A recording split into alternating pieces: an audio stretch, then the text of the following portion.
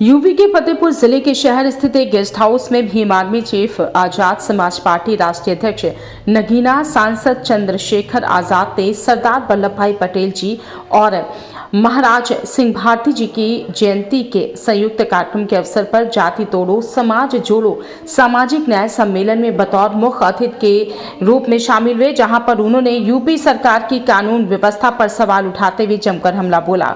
वहीं आज वंदे भारत ट्रेन में दिल्ली से कानपुर आते समय ट्रेन में हुए पथराव के सवाल पर कहा कि किसी ने पत्थर मारे हैं जिससे ट्रेन का शीशा टूट गया। मेरा उस पर फोर्स करने का रीजन ये है कि वो जो घटना है वो स्वीकार नहीं।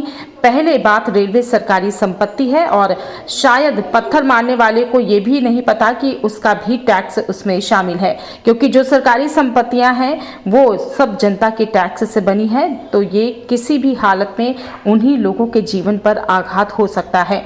वहीं उन्होंने कहा कि अगर कांच किसी को लग जाता आंख में तो मुझे अपनी जान की बहुत परवाह नहीं है, मैंने इसलिए सवाल उठाया है। एक तो इस तरह की 15 से ज़्यादा घटना है।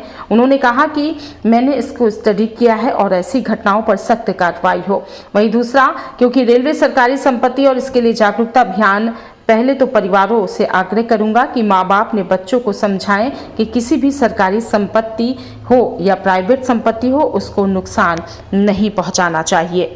वहीं उन्होंने कानून व्यवस्था पर भी सवाल उठाते हुए कहा कि आप ही का एक साथी हमारा भाई दिलीप सैनी, जिसको घर में घुसकर मार दिया गया, इसको कानून व्यवस्था कहते हैं।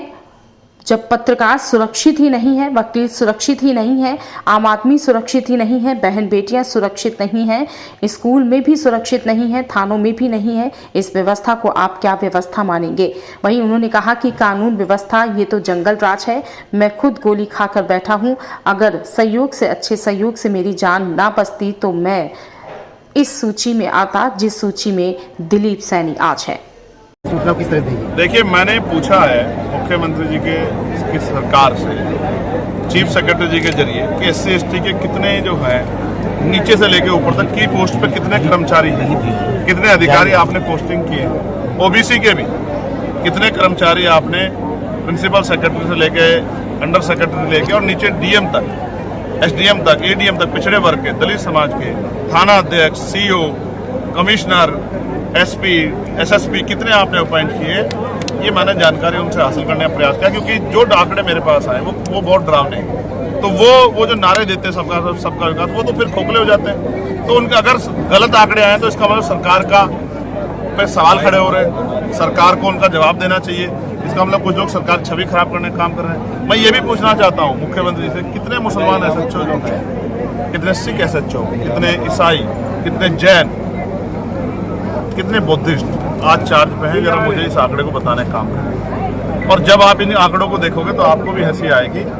कि सरकार वोट तो सबका लेती है चुनाव के समय, लेकिन काम कुछ ही वर्गों के लिए करती है।